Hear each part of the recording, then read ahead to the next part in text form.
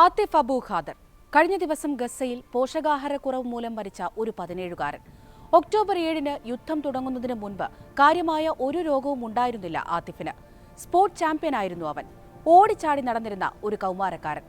70 കിലോയോളം ഉണ്ടായിരുന്ന അവന്റെ ശരീരഭാരം അവൻ മരിക്കുമ്പോൾ എത്രയായിരുന്നു എന്നറിഞ്ഞാൽ ഒരു പക്ഷേ എത്ര കഠിനഹൃദയമുള്ളവരും കരഞ്ഞുപോകും. വെറും 25 കിലോ. ഇതാണ് ഗസ ഇപ്പോൾ കണ്ടുകൊണ്ടിരിക്കുന്ന ഏറ്റവും സർവ്വസാധാരണമായ ഒരു കാര്യം.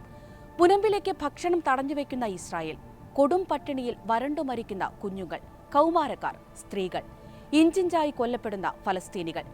ഇസ്രായേൽ ഫലസ്തീൻ യുദ്ധത്തിന്റെ ഏറ്റവും ദാരുണമായ പ്രത്യാഘാതം പട്ടിണി മരണങ്ങളും പോഷകാഹാരക്കുറവ് മൂലമുണ്ടാകുന്ന രോഗങ്ങളും തന്നെയാണ് എന്നതിൽ യാതൊരു സംശയവുമില്ല. ആതിഫ് അബു ഉൾപ്പെടെ കഴിഞ്ഞ 24 മണിക്കൂറിനിടെ മാത്രം 7 പേരെങ്കിലും ഗസയിൽ പോഷകാഹാരക്കുറവ് മൂലം മരിച്ചിട്ടുണ്ട്. 2023 ഒക്ടോബറിൽ ഇസ്രായേൽ യുദ്ധം തുടങ്ങിയതിൽ പിന്നെ 93 കുട്ടികൾ ഉൾപ്പെടെ 169 ഫലസ്തീനികൾ ഭക്ഷണവും വെള്ളവും കിട്ടാതെ ഗസയിൽ മരിച്ചു വീണു. ഗസയിലെ ജനങ്ങളിൽ 1/3 പേരും ആഹാരമില്ലാതെ ദിവസങ്ങൾ തള്ളി നീക്കുന്നവരാണ്. സ്ത്രീകളും കുട്ടികളുമായി 1 ലക്ഷം പേർ ഗസയിൽ കടുത്ത പോഷകാഹാരക്കുറവിലൂടെ കടന്നുപോകുന്നുണ്ടെന്നാണ് യുണിസെഫിന്റെ കണക്കുകൾ.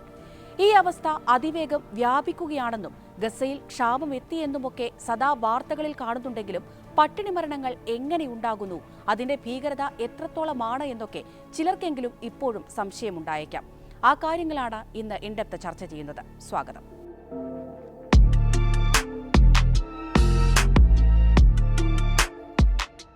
വിശപ്പ് എന്നത് പ്രായഭേദമന്യേ എല്ലാ മനുഷ്യർക്കും ഉണ്ടാകുന്ന പൊതുവികാരമാണ്. കൃത്യസമയത്ത് അവശ്യ പോഷകങ്ങൾ ശരീരത്തിലെത്തിയാൽ മാത്രമേ മനുഷ്യ ശരീരം പൂർണ്ണതോതിൽ പ്രവർത്തനക്ഷമമാവുകയുള്ളൂ. ശരീരത്തിന് ആവശ്യമായ ഭക്ഷണം ഉള്ളിലെത്തിയില്ല എങ്കിൽ ശരീരം വിനാശകരമായ പല മാറ്റങ്ങൾക്കും വിധേയമാകും. ഈ മാറ്റങ്ങളാണ് മരണത്തിലേക്ക് നയിക്കുന്നത്. ഈ മാറ്റം നടക്കുന്നത് പുറത്തുനിന്ന് ഒന്നും ലഭിക്കാതെ വരുമ്പോൾ ശരീരത്തിനുള്ളിൽ നിന്ന് തന്നെ ആഹാരമുണ്ടാക്കാൻ ശ്രമിക്കുമ്പോഴാണ്. അതായത് വേണ്ട പോഷകങ്ങൾ ഉള്ളിലെത്തിയില്ലെങ്കിൽ നമ്മുടെ ശരീരം അതിനെ സ്വയം നശിപ്പിക്കാൻ തുടങ്ങും. ഇത് പല ഘട്ടങ്ങളിലായാണ് നടക്കുക. അതെങ്ങനെയാണ് എന്ന് വ്യക്തമായി തന്നെ പറയാം. ഒരു നേരം ഭക്ഷണം ലഭിക്കാതെ വന്നാൽ തൽക്കാലത്തേക്ക് പിടിച്ചു നിൽക്കാൻ ശരീരത്തിന് ചില വഴികളുണ്ട്. നേരത്തെ ശേഖരിച്ചു വെച്ചിരിക്കുന്ന കാർബോഹൈഡ്രേറ്റ്സിനെ ആശ്രയിക്കുകയാണ് ഇത്. കരളിലുള്ള കാർബോഹൈഡ്രേറ്റ് ആണ് ഇങ്ങനെയുള്ള അവസ്ഥയിൽ ശരീരത്തിന്റെ രക്ഷ. നമ്മളൊരു ഡയറ്റ് എടുക്കുകയാണെങ്കിൽ രാത്രിയിലെ ഭക്ഷണം ഒഴിവാക്കുകയാണ് എന്ന് വിചാരിക്കുക. ആ സമയത്ത് ശരീരത്തിന് വേണ്ട എനർജി കിട്ടുന്നത് ഇങ്ങനെ ശേഖരിക്കപ്പെട്ട കാർബോഹൈഡ്രേറ്റ് ശരീരം ഉപയോഗിക്കുന്നതുകൊണ്ടാണ്. ഒരു രാത്രി ഒന്നും കഴിച്ചില്ല എങ്കിലും ഈ കാർബോഹൈഡ്രേറ്റ് കൊണ്ട് ശരീരം ഈ അവസ്ഥ തള്ളി നീക്കും. പക്ഷേ 1-2 ദിവസം ശരീരത്തിൽ ഭക്ഷണം എത്താതെ വന്നാൽ ശരീരം അതിന്റെ ഭാരം കുറച്ച് ലക്ഷണങ്ങൾ പ്രകടിപ്പിച്ചു തുടങ്ങും.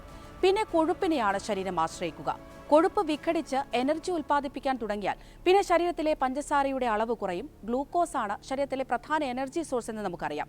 ഗ്ലൂക്കോസ് ലെവൽ കുറയുന്നതാണ് തലകറക്കത്തിനും ശരീരം തളരുന്നതിനുമൊക്കെ കാരണമാകുന്നത്. ഭക്ഷണമില്ലാതെ 3-ാം ദിവസവും തുടർന്നാൽ കരൾ കീറ്റോൺസിനെ ഉൽപ്പാദിപ്പിക്കാൻ തുടങ്ങും. കൊഴുപ്പിൽ നിന്നുണ്ടാകുന്ന ഒരുതരം വസ്തുവാണിത്. ശരീരത്തിൽ ഗ്ലൂക്കോസിന്റെ അളവ് കുറഞ്ഞാൽ പിന്നെ തലച്ചോറിലേക്ക് സിഗ്നൽ എത്തണമെങ്കിൽ ഈ ഘട്ടത്തിൽ കീറ്റോൺസിനെ കൊണ്ട് മാത്രമേ സാധിക്കുകയുള്ളൂ. ഈ സമയം കൊണ്ട് ഭക്ഷണം എത്താത്തതിന്റെ പല അസ്വസ്ഥതകളും ശരീരം പ്രകടിപ്പിച്ചു തുടങ്ങും. മാനസിക അസ്വാസ്ഥ്യം വരെ ചില ആളുകളിൽ കണ്ടേക്കാം. ഭക്ഷണത്തിനോട് ഒരു വിരക്തിയും ഈ ഘട്ടത്തിൽ പലരും പ്രകടിപ്പിക്കാറുണ്ട്. ഭക്ഷണം ലഭിക്കാതെ 4 ദിവസം കടന്നുപോയാൽ പിന്നെ ശരീരം ഒരു കൺസർവേഷൻ സ്റ്റേജിലേക്ക് പ്രവേശിക്കും.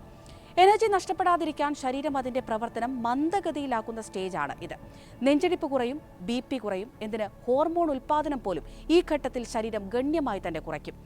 ശരീരത്തിന് ആവശ്യമാണെങ്കിലും അതിജീവനത്തിന് സഹായകമല്ലാത്ത ഒരു ഹോർമോണും ശരീരം പിന്നെ ഉൽപ്പാദിപ്പിക്കില്ല. Thyroid hormone ഇത്തരത്തിലൊന്നാണ്. പട്ടിണി നേരിടുന്ന സ്ത്രീകളിൽ ആർത്തവം ഉണ്ടാകാത്തത് തൈറോയ്ഡ് ഹോർമോൺ ശരീരത്തിൽ ഉണ്ടാകുന്നില്ല എന്നതുകൊണ്ടാണ്. ഈ സമയം രോഗി തീർത്തും കിടപ്പലായ അവസ്ഥയിലാകും ഉണ്ടാവുക. ഊർജം നിലനിർത്താൻ ശരീരം പണിയെടുക്കുന്നതിനാൽ കയ്യോ കാലോ അനക്കാൻ തന്നെ സാധിച്ചേക്കില്ല. 5ാമത്തെ സ്റ്റേജാണ് ഏറ്റവും അവസാനത്തേത്.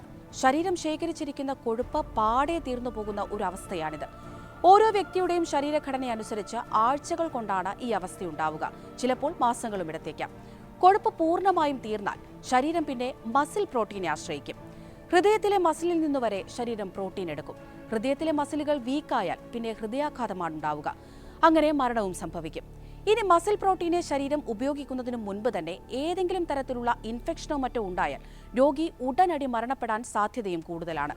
കാരണം രോഗത്തെ പ്രതിരോധിക്കാൻ ഒരു വിധത്തിലും ശരീരം ഈ ഘട്ടത്തിൽ പ്രാപ്തമായിരിക്കില്ല. പ്രായപൂർത്തിയായ ഒരാൾക്ക് ഭക്ഷണമില്ലാതെ 2 മാസം വരെ പിടിച്ചു നിൽക്കാനാകും. പക്ഷേ ഇത് ജീവച്ഛവമായ അവസ്ഥയിലായിരിക്കും എന്നു മാത്രം. കുട്ടികളാണ് പട്ടിണി മരണത്തിന്റെ പ്രധാന ഇരകൾ എന്ന് പറയുന്നതിന്റെ കാരണം ഭക്ഷണമില്ലാതെ വന്നാലും ഊർജ്ജത്തിനായി ഇവരുടെ ശരീരത്തിൽ മറ്റ് സോഴ്സുകളില്ല എന്നതിനാലാണ്. വ്യോമാക്രമണവും കരയിലൂടെയുള്ള സഹായ വിതരണത്തിലെ നിയന്ത്രണങ്ങളുമാണ് ഗസയിലെ നിലവിലെ ക്ഷാമത്തിന് കാരണം. യുഎന്നിന്റെ അടക്കം സമ്മർദ്ദത്തിന് വഴങ്ങി വ്യോമമാർഗം ഭക്ഷ്യവസ്തുക്കൾ ഗസയിൽ എത്തിക്കുന്നത് ഇസ്രായേൽ ഭാഗികമായി പുനരാരംഭിച്ചിട്ടുണ്ട്. എന്നാൽ ഈ വിമാനങ്ങളിൽ ട്രക്കുകളിൽ കൊള്ളാവുന്നതിന്റെ 25% ഭക്ഷ്യവസ്തുക്കൾ പോലും ഉൾക്കൊള്ളിക്കാനാകുന്നുമില്ല. ഇവ മുനമ്പിലേക്ക് എയർ ഡ്രോപ്പ് ചെയ്യുന്നത് അപകടകരവുമാണ്. ഗസയിലേക്ക് ഭക്ഷണമെത്തിക്കാൻ അടിയന്തരമായി എല്ലാ അതിർത്തികളും തുറക്കണമെന്ന് ഇസ്രായേലിനോട് ആവശ്യപ്പെട്ടിരിക്കുകയാണ് മനുഷ്യാവകാശ സംഘടനകൾ. ആവശ്യമായ ഭക്ഷണം മുനമ്പിൽ എത്തിയില്ല എങ്കിൽ ലോകത്ത് ഏറ്റവും കൂടുതൽ പട്ടിണി മരണം നടന്ന സ്ഥലമായി ഗസ മാറും.